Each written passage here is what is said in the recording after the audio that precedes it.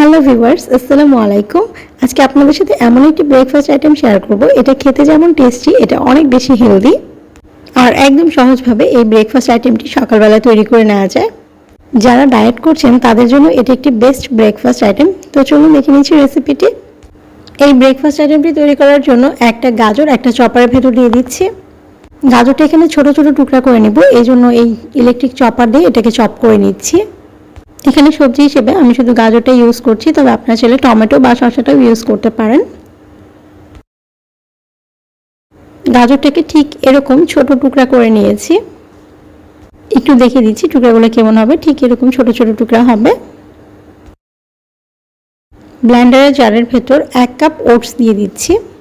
1 cup ওটসের জন্য 1 cup পানি দিচ্ছি। ওটসটা যতটুকু পরিমাণ হবে পানিটাও ঠিক ততটুকু পরিমাণ হবে। এখন এই ওটসটাকে ব্লেন্ড করে নিচ্ছি।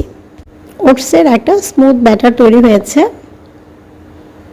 এই ব্যাটারটাকে একটা বাটিতে ঢেলে নিয়েছি। এর ভেতরে হাফ টিস্পুন লবণ, 1 চা চামচ পেঁয়াজ কুচি দিচ্ছি। গাজরটা যে শেপে কেটে নিয়েছি পেঁয়াজটাও সেই শেপেই কেটে নিয়েছি। একটু আগে যে গাজরগুলোকে কেটে নিয়েছি এই গাজরগুলোকে এর ভেতরে দিয়ে দিচ্ছি। 2টা কাঁচামরিচ কুচি দিচ্ছি, তবে ঝালটা এখানে বাড়িয়ে বা কমিয়ে নিতে পারেন। কিছু ধনেপাতা কুচি এর ভেতরে অ্যাড করে দিচ্ছি। এখন এখানে একটা ডিম অ্যাড করে দিচ্ছি।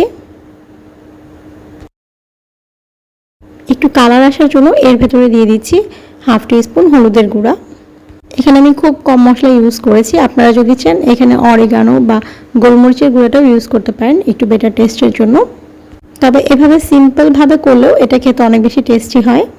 একটা ফ্রাই প্যান হালকা গরম করে নিয়েছি, এর ভিতরে একটু তেল দিয়ে দিলাম আর তেলটা সম্পূর্ণ ফ্রাই প্যানের গায়ে ছড়িয়ে দিচ্ছি। চুলার আঁচ লোতে রেখেছি। এই মাত্র ওটসের যে ব্যাটারটা তৈরি করেছি এখান থেকে অর্ধেকটা পরিমাণ ব্যাটার এই প্যানের ভেতরে ঢেলে দিচ্ছি।